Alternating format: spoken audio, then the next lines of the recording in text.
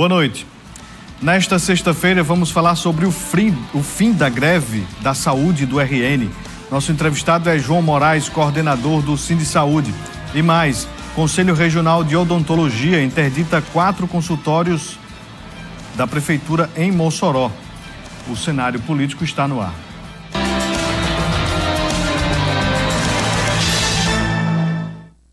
Iniciando mais uma edição do seu Cenário Político TCM, ao vivo aqui pela TCM.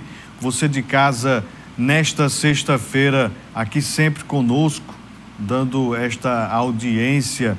A gente agradece demais você que está nos acompanhando em Mossoró, nas várias cidades que possuem os serviços da TCM. Hoje nosso assunto é saúde pública. O Sindisaúde representou uma greve aqui no nosso estado e a gente vai compreender aqui em que termos o governo aceitou as reivindicações da categoria e o que o sindicato e os servidores dizem sobre os pontos que foram acordados. Antecipo que nada foi ajustado para 2024, para este ano. E olha que nós estamos em abril. Então vamos falar sobre este assunto. E você de casa pode interagir conosco, falar sobre saúde daqui de Mossoró, da sua cidade, do estado, do município, enfim. Mande a sua pergunta aqui para os nossos contatos que sempre aparecem aqui no canto da tela. Nós temos o nosso Instagram, @Cenário Político TCM, e o WhatsApp 988028941. Iniciando aqui o nosso cenário de hoje, fazendo um registro, vou trazer fotos aqui do evento Expert Eleitoral, que aconteceu na tarde de hoje, lá no auditório da OAB Mossoró. Aí eu estou ao lado do Saulo Vale, e hoje nós falamos sobre a importância da imprensa na cobertura eleitoral. Portanto, hoje nós estivemos ali reunidos com advogados, com pré-candidatos, enfim, uma turma que acompanhou 2 dias deste evento do Expert Eleitoral. Agradeço demais aqui ao doutor Luiz Lira, que fez esse convite, e hoje na tarde desta sexta-feira estive lá ao lado de Saulo Vale, falando um pouco mais sobre a importância da imprensa nesse processo todo. É imprescindível que a imprensa acompanhe de perto o processo eleitoral como um todo, não só no dia da eleição, mas isso que a gente faz, esse nosso trabalho aqui na TCM também, de trazer à luz os bastidores, falar com os candidatos, trazer os debates, as sabatinas, as análises, enfim, o papel da imprensa que muitas das vezes é de levar a voz da população aos microfones. As reivindicações, as reclamações, buscar transparência nesse processo também é muito necessário. E, claro, o combate à notícia falsa. Então, foi uma experiência única, uma experiência que realmente trouxe um engrandecimento profissional. Obrigado mais uma vez a Luiz Lira, toda a equipe do Expert Eleitoral, Márcio Oliveira também, enfim, a todos que compareceram e que assistiram lá nosso bate-papo. Um abraço, Saulo, bom demais dividir este momento especial com você, tá bom? Vamos iniciar aqui antes de iniciar a nossa conversa, tem uma reportagem. A Câmara de Mossoró realizou audiência pública nesta sexta para debater a Lei de Diretrizes Orçamentárias para o ano de 2025. Acompanhe. A audiência pública está prevista em lei e tem o objetivo de discutir como o orçamento do município será utilizado no ano seguinte. A Prefeitura de Mossoró já encaminhou um texto base. Nós estamos agora numa audiência pública, obedecendo o calendário que foi apreciado aqui por esta casa. Inicia com essa audiência onde tem uma participação popular, onde tem a participação e as discussões entre vereadores, a sociedade civil. E também nós vamos, os próximos passos ter a reunião da Comissão de Orçamento e Finanças. É o segundo passo, onde possibilita que vereadores possam apresentar emendas. E nesse trâmite nós vamos ter até junho as discussões de incorporar emenda ou não. Aqui estão as metas fiscais, aqui estão as prioridades de investimento, um destaque muito especial para constar na LDO um investimento de 30% na área de educação, quando no país inteiro é 25%, isso significa mais de 30 milhões de reais, além da obrigação constitucional o fruto de uma luta nossa, a gente precisa reconhecer o esforço da gestão municipal. É o mesmo caso da saúde, o investimento mínimo é 15%, o município de Mossoró investe mais de 30% em saúde, só aí vão 60% das receitas próprias do município, o que demonstra, de fato e verdadeiramente, a prioridade na atenção para a vida do cidadão. O momento possibilita que vereadores e outros representantes da sociedade civil opinem no texto da Lei de Diretrizes Orçamentárias e realizem questionamentos. Após a audiência pública, o texto segue aberto a emendas até o dia 9 de maio, quando então vem ao plenário para votação, que deve acontecer até o dia 18 de junho. Após isso, segue para o gabinete do prefeito, para então virar lei. No momento da audiência, a oposição levantou questionamentos sobre o texto proposto, como foi o caso da vereadora Marleide Cunha, do PT. A parlamentar questiona sobre a porcentagem das emendas.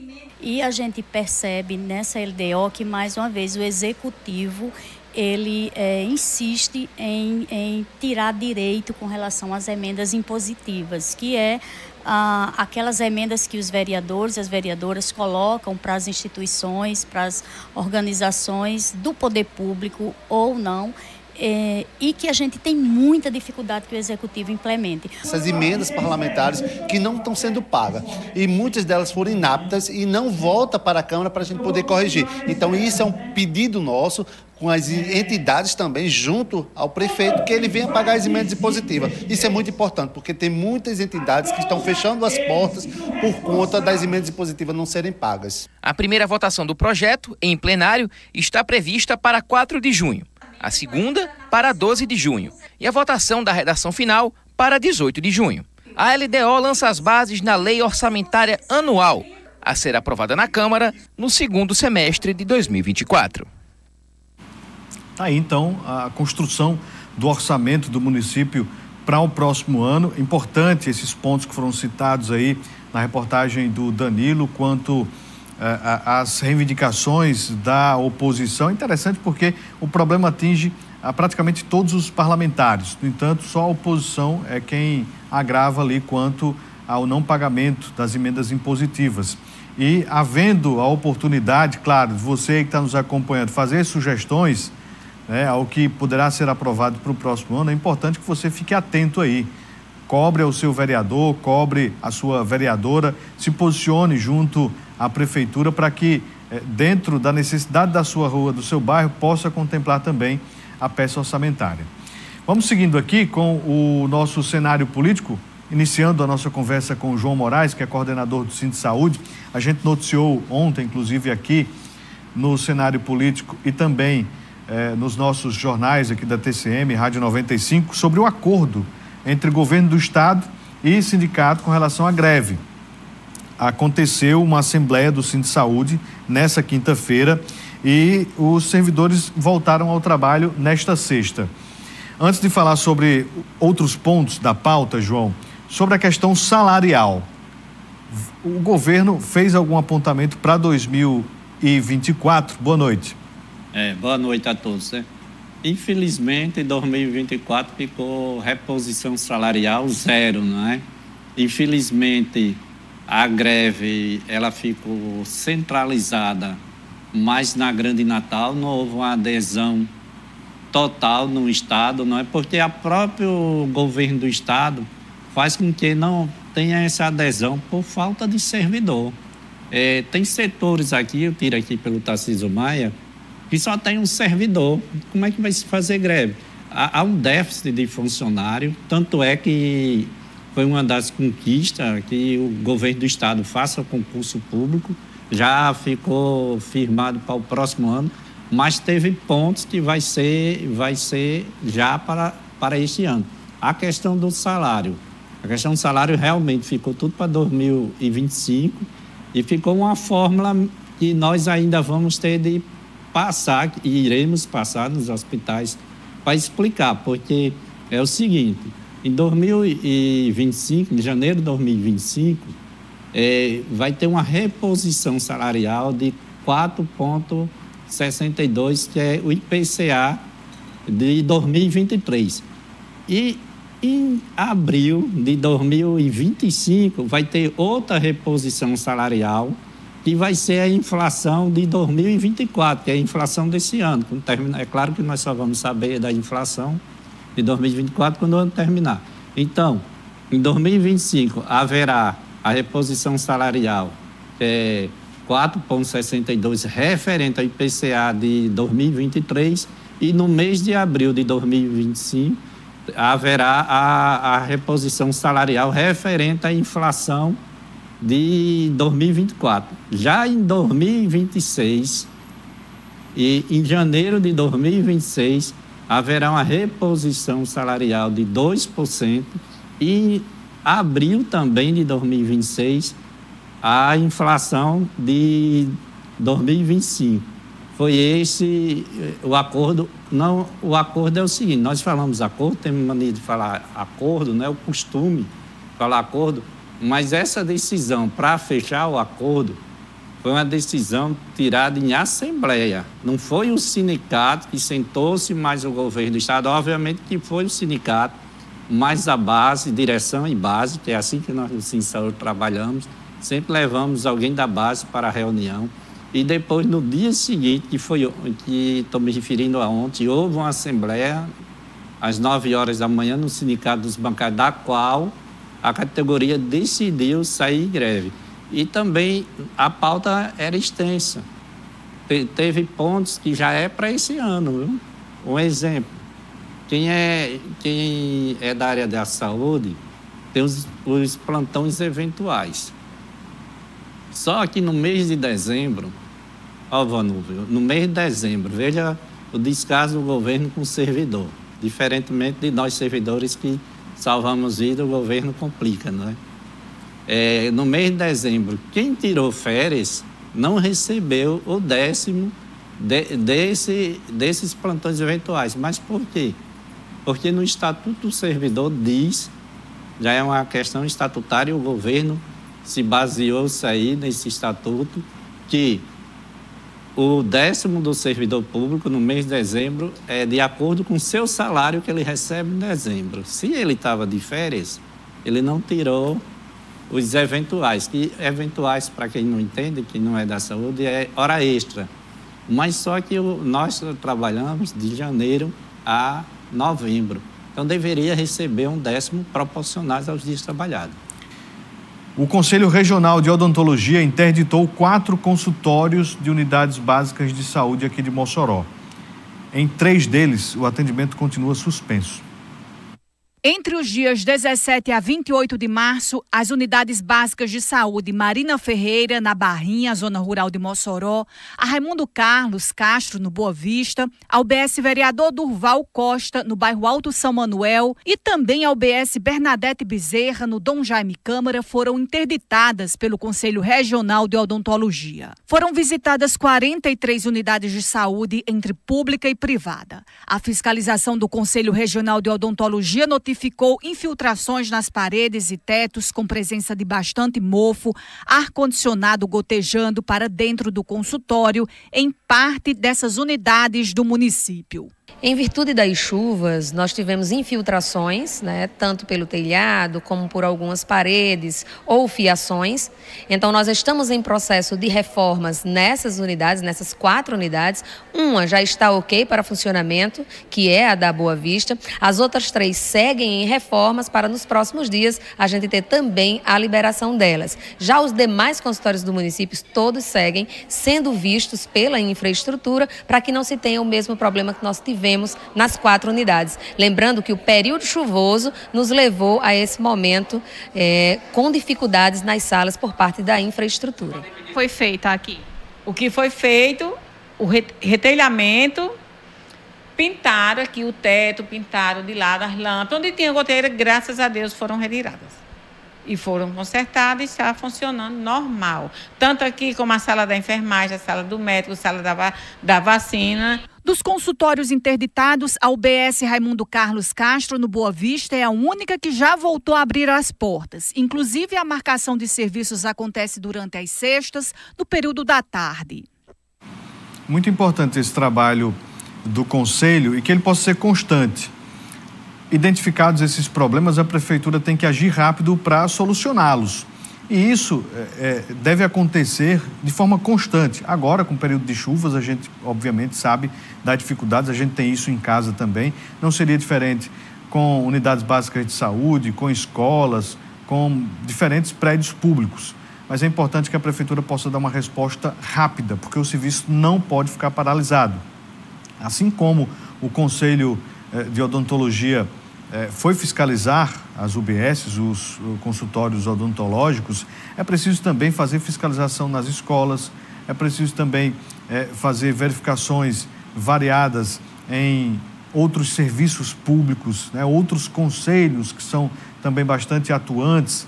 A gente está falando aqui de saúde com o João Moraes, então é importante que os conselhos possam se direcionar para esses atendimentos médicos também nas UBSs, mas também nos hospitais públicos, não só aqui em Mossoró, isso não é uma questão que fica aqui apenas na cidade, mas nos outros municípios também. Quantos e quantos consultórios odontológicos de outros municípios também precisam dessa fiscalização?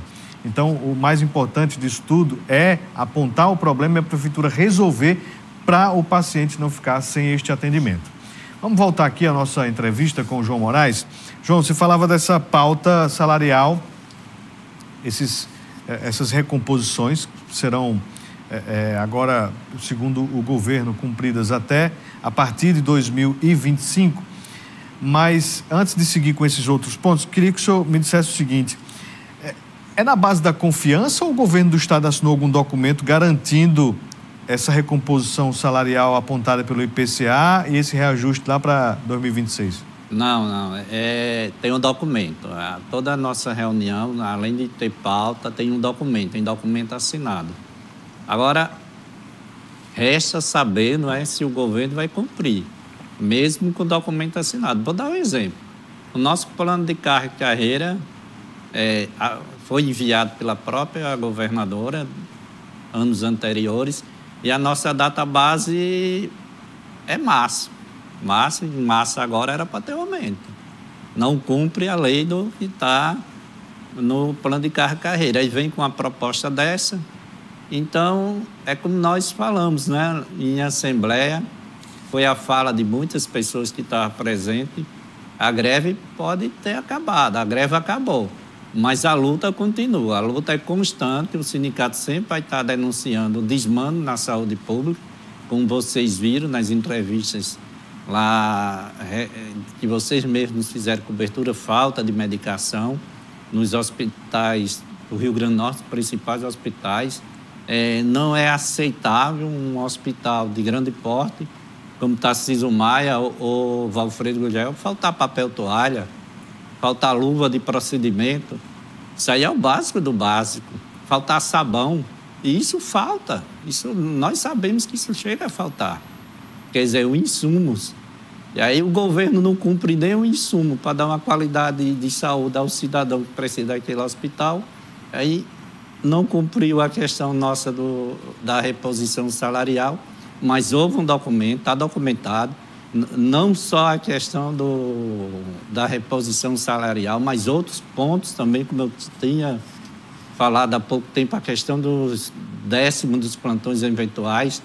Também tem a questão do piso da enfermagem para os aposentados, né? O governo se comprometeu agora, nesse mês que vem, no mês de maio, procurar o Ministério da Saúde para que se passe recurso, para que se pague aos aposentados o piso da enfermagem, que é uma injustiça muito grande que se faz com os aposentados, e dedicar a sua vida à saúde pública. E quando vem um piso que, na realidade, não se tornou o piso que deveria se tornar, que terminou sendo através de recompensação salarial, não é? Porque piso é piso, não é você complementar. Mas isso aí já foi uma questão do que o Supremo decidiu, não é? Foi além do governo do Estado, mas não era da luta da pessoal da enfermagem. Mas vamos lá. Os aposentados do Estado do Rio Grande do Norte não recebem o piso nem essa complementação. E eles dedicaram a sua vida à saúde pública do Estado do Rio Grande do Norte. João, tem um ponto aqui que é o reenquadramento pelo tempo de serviço dos servidores com mais de 30 anos, previsto para maio de 2025. Pelo que eu estou percebendo aqui, não ficou nada para 2024, né? E o que é que significa esse reenquadramento? É o seguinte, Porque o nosso plano de carreira, ele vai até o nível 15. Depois que houve uma reforma, mas mesmo assim, aí a cada 2 anos se muda de nível. O nível 15, se a cada 2 anos, 2 vezes 15 é 30 anos de serviço. Mas só que tem pessoas que estão trabalhando há 34 anos. Cadê o nível? Que nível esse pessoal ficou? Quer dizer, ele está no nível 15, trabalhando, o salário dele está como se ele tivesse com 30 anos de serviço. E ele está com 34, 35, 36. Tem muito dessa situação do Estado. E pessoas que foram reenquadradas também no plano de carga, que deveria estar no nível... Dá um exemplo, nível 10. Aí botaram no nível 9. É isso aí que também foi uma das conquistas, mas já ficou para o próximo ano. Mas tem detalhes que ficou para esse ano, como a questão do pessoal que trabalha 30 horas e deseja trabalhar 40 horas. O governo se comprometeu com quem já deu entrada no processo de rever já agora, este ano, 2024, no mês de junho, ficou uma parte para agora e a outra para o próximo ano. O aumento da carga horária é de 30 para 40 horas. E o governo disse que vai ser possível para este ano. Para esse ano já iniciando a partir de junho. Não 100% das pessoas se procuraram, mas faz mais de 2 anos que tem pessoas lá com processo parado. Eu mesmo tenho colegas que trabalham 30 horas, mas o desejo dele era trabalhar 40 horas. João, e qual é a perspectiva de vocês sobre o concurso, que é uma outra pauta importante? O senhor começou aqui a nossa entrevista dizendo que não pode parar alguns hospitais, porque se parar, as pessoas de fato vão morrer, não vão ter uma assistência ali para, enfim, o momento nos hospitais, né? O adoecimento nos hospitais fica praticamente impossível. Mas sobre concurso, existe uma posição concreta do Estado?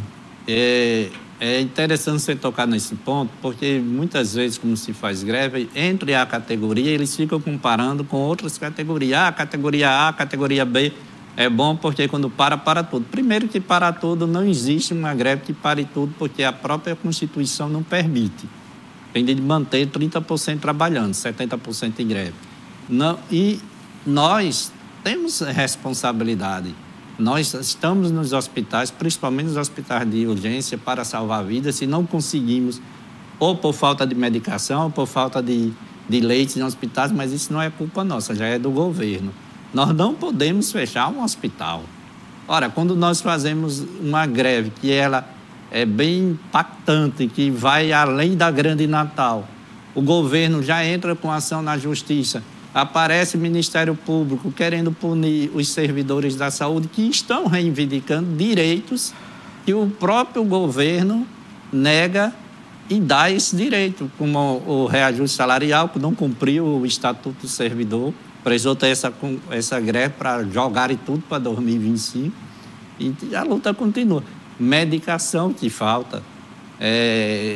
Um hospital não pode faltar o básico do básico de medicação.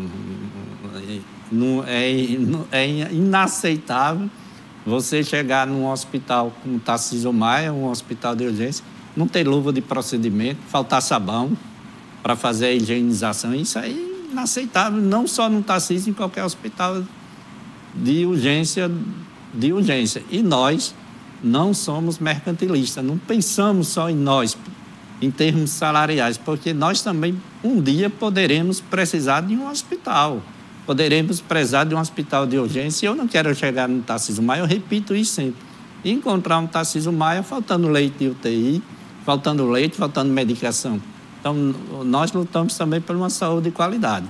Com o rompimento de parte da BR-304, próximo ali a Lages, a gente vem falando isso todos os dias, que ocorreu há quase um mês, vários setores da economia do Estado estão sendo afetados, principalmente o dos transportes.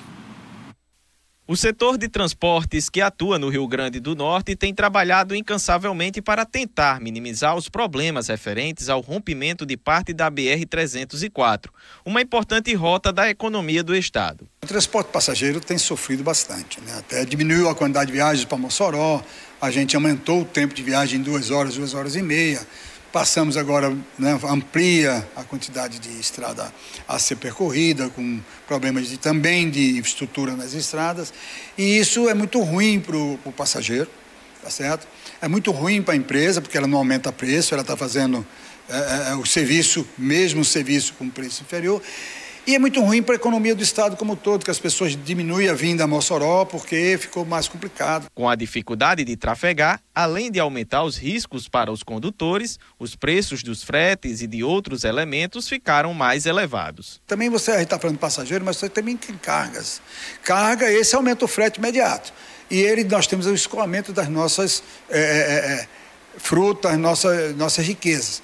O Porto de Natal já tinha problema, agora que o cara vai sair daqui e vai embora para Fortaleza, lá para o Pecém, que o porto é melhor e a estrada não está interditada. Então, é muito ruim para a economia do estado do Rio Grande do Norte no momento difícil que nós estamos passando. Para Eudo Laranjeiras, a conclusão da obra tem que ser trabalhada de forma urgente. Os 15 dias já passaram e que estamos todos nós ansiosos que se termine. E lembrando que não pode passar 1 ano para construir essa ponte, pelo amor de Deus. Acho que a gente está em numa necessidade premente de que isso seja resolvido, porque está sofrendo muito. Daqui a pouco vai chegar a safra mais forte do melão e tal, e aí como é que vai fazer? Então é muito ruim esse momento do estado, o momento que todos nós estamos atravessando, a economia do país está meio tumultuada e a gente ainda mais com um problema básico que é o do escoamento de passageiros e carga. A gente está trazendo aí um lado dessa história, dessa complicação toda sobre o rompimento da BR-304. Por que eu digo um lado? O setor de transportes, obviamente que utiliza esta rodovia. É a principal rodovia do estado.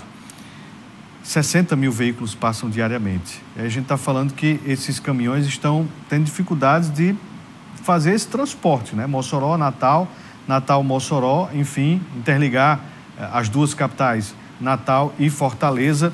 Esse é um ponto.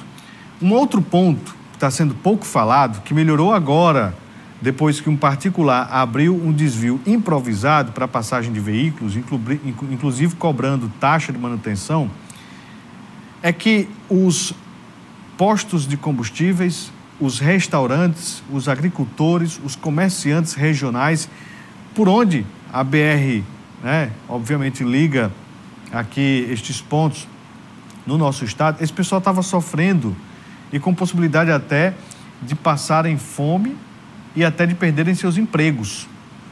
Não fosse essa iniciativa desta semana já, desse particular fazer esse desvio, estava um breu só nessa rodovia. E olha que esse desvio só está funcionando de 5 da manhã às 5 horas da tarde.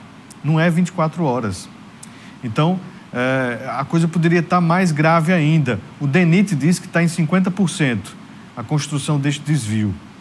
Mas esse desvio, hoje com 26 dias daquele rompimento, já era para estar praticamente pronto. Se tivesse colocado mais pessoal, se tivesse colocado mais máquinas, se tivesse feito realmente uma força-tarefa que foi anunciada do dia seguinte do rompimento desta rodovia.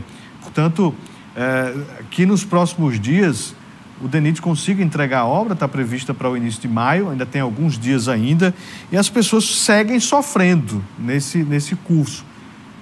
Pessoas saudáveis não têm tanta dificuldade, pode esperar ali e tal, mas uma pessoa que vai fazer uma cirurgia, uma pessoa que vai fazer um exame, uma pessoa que está se tratando na capital, que precisa se deslocar para fazer aí qualquer que seja o tratamento, é terrível. Aí diz assim, utilizem as vias alternativas. Pior, porque está tudo esburacado.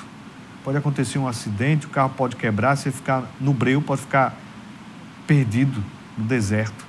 Infelizmente. Pobre Rio Grande do Norte. Infelizmente. Vamos voltar aqui à nossa entrevista com o João Moraes. João, você falava sobre esses pontos que foram citados, a questão salarial, outros pontos das categorias, questão de insumos também dos hospitais. Falando sobre o Tarcísio Maia. O Tarcísio Maia já está perto já da obra lá ser entregue pelo governo? Pelo que nós vivenciamos, não é? A lentidão, a passe tartarus, pelo menos na prática, não está perto, não. Nós não presenciamos essa agilidade que deveria ter na saúde pública, não é? Claro, o Tarcísio Maia realmente precisa de uma reforma, mas que seja ágil, não é? Que não seja tão demorado para servir o cidadão o melhor possível, que procura aquela unidade hospitalar. Quer dizer que não existe uma dinâmica ali de reforma e ampliação no hospital? Você não consegue sentir isso? Não. Essa realidade nós não observamos que não tem, não. Poucos servidores, não é, lá para fazer a obra andar, nós não vemos isso, não. Vai demorar. A não ser que tenha uma melhorada a partir de hoje, não é? João, mas estava previsto uma transferência dos pacientes de alguns destes serviços para o Hospital da Mulher. Ninguém fala sobre isso? Olha, transferência de alguns setores houve. Até o setor da qual eu faço parte foi transferido, está atuando lá no Hospital da Mulher, que é o setor da lavanderia, não é? O que é por parte da lavanderia está sendo todo lá no Hospital da Mulher. João, o José Santos, ele pergunta aqui sobre o que o Sindsaúde acha de todos esses anos do governo Fátima Bezerra com relação a essas pautas. Eu acredito que é isso, com relação às pautas de ano após ano, porque eu reforço aqui sempre que João vem, que o Sindsaúde foi o primeiro sindicato a deflagrar greve no governo Fátima Bezerra e todos os anos vem reforçando essa pauta. O que o Sindsaúde avalia da gestão Fátima diante do que vem sendo cobrado anualmente? Olha, a gestão Fátima, ela vem dando continuidade ao desgoverno na saúde dos outros governos. Até agora não há diferença. Um governo vem piorando mais a situação do outro. Não é boa. Tanto é que nós, como você falou há pouco tempo, fomos o primeiro sindicato a fazer greve no governo Fátima, logo no início, porque já pedindo melhorias na saúde. O pessoal até na época disse, mas ela assumiu agora. Sim, ela assumiu agora, mas quando ela era candidata para resolver, pelo menos era o que eles dizem na campanha, o problema, eles sabiam. Então, a gente cobrava agilidade. É um desgoverno, não tem nada bom na saúde. Eu, sinceramente, que trabalho o dia a dia e convivo o dia a dia da saúde, não vejo melhoras na saúde. O Janilson está aqui conosco, registrando a audiência. Valeu, Janilson. Quem está aqui conosco também é o Antônio Félix, do bairro 12 Anos. Obrigado, professor Antônio Félix. Seu Aldo Ferreira, obrigado, seu Aldo, também registrando aqui a audiência. Raimundo Nonato está dizendo que não perde um só programa, sempre aqui conosco. Valeu, Raimundo Nonato. E tem também o Cinquentinha, aqui sempre conosco, acompanhando o nosso programa. Deixa uma mensagem aqui. No comecinho aqui da noite, diz o seguinte: a prefeitura não tem dinheiro para cumprir uma lei de amparo ao idoso que determina que exames e consultas médicas sejam realizadas em 7 dias úteis, mas pode bancar um programa de jovens do futuro no valor de R$300 mensais. Quanto custa uma endoscopia? Mais respeito à terceira idade. Aqui o Cinquentinha também interagindo conosco. O Thomas, valeu Thomas, sempre ligado, acompanhando aqui a gente. Obrigado, meu amigo, pela audiência de todas as noites. E, João, seguindo aqui, antes de vir aqui para o estúdio, eu perguntava, João, acabou a greve, não foi da forma como vocês queriam, mas como é que segue agora o sindicato? Como é que vai seguir? Se vai ter a sequência de cobranças, como é que segue o Sindsaúde aí para os próximos dias? Como eu disse, a greve acabou, mas a luta é constante. Sindsaúde vai ficar com sua bandeira de luta, sempre cobrando melhoria na saúde, né? Um SUS 100% estatal, não é? E a saúde, o governo do estado, não deixa faltar insumos nos hospitais.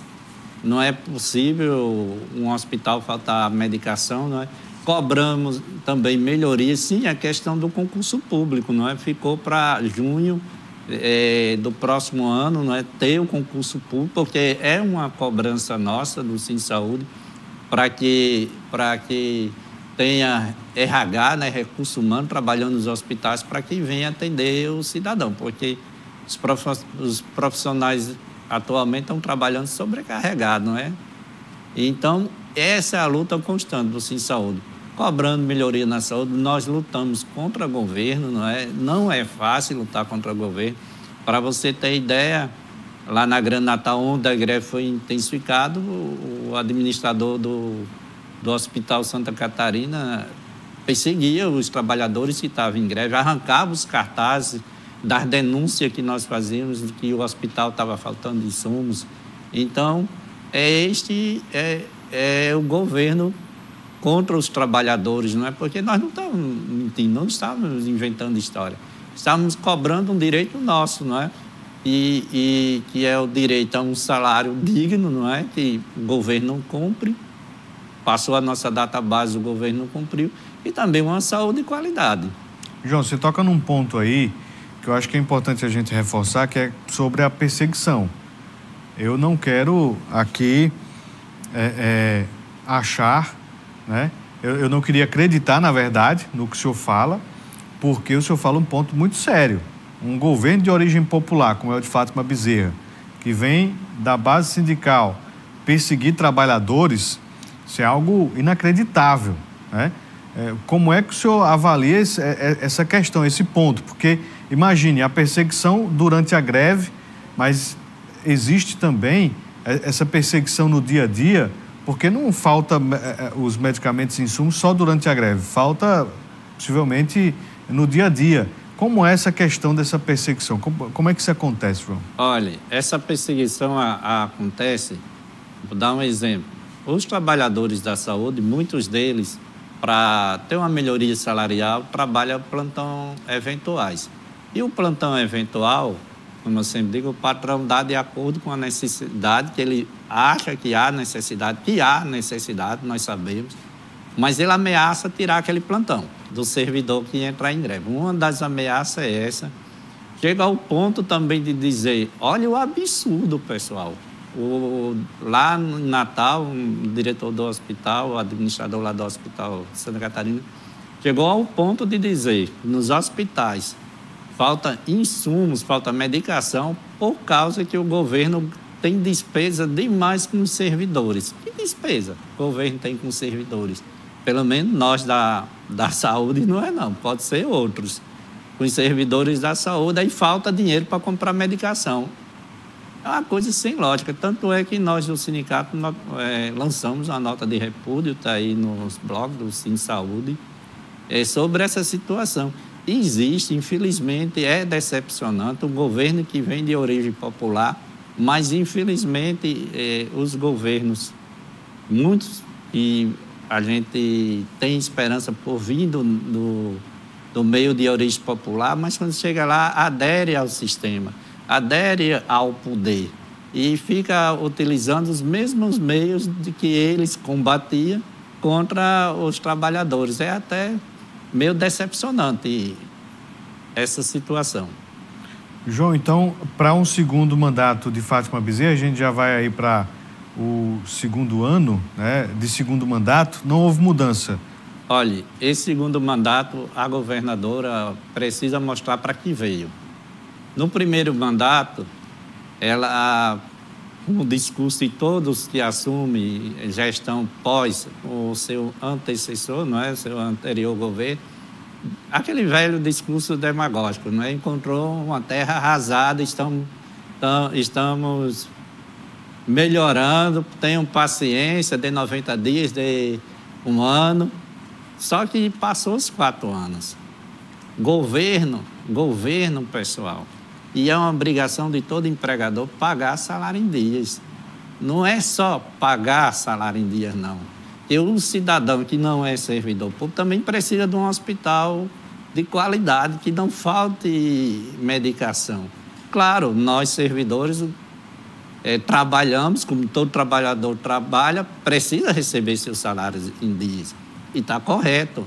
Infelizmente, a justiça no Brasil não pune quem não paga o salário em dias, os governantes.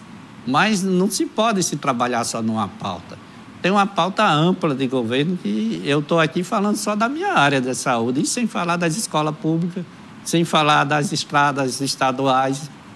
Então, o governo Fátima, esse ano agora, e ela não recebeu o governo de outra pessoa, ela recebeu o governo dela, ela precisa dizer para que veio. Um abraço aqui para o Matias e Elisa, está dizendo que isso se chama hipocrisia, falar uma coisa e na prática é outra. Obrigado pela audiência. Sullivan também aqui conosco, quem também manda mensagem, o Carlos do Nova Betânia, assistindo o programa, valeu, muito obrigado pela audiência. E a pessoa aqui, que não tem nome, mandou boa noite, eu respondo boa noite, a Flor Morena, obrigado. João Moraes, muito obrigado por ter vindo conversar conosco, a gente segue acompanhando aí as lutas do Sindsaúde. Eu que agradeço. Seja sempre bem-vindo. Obrigado. A você de casa, a gente agradece a audiência. Tenham todos um ótimo final de semana, bom descanso. Até segunda. Um abraço.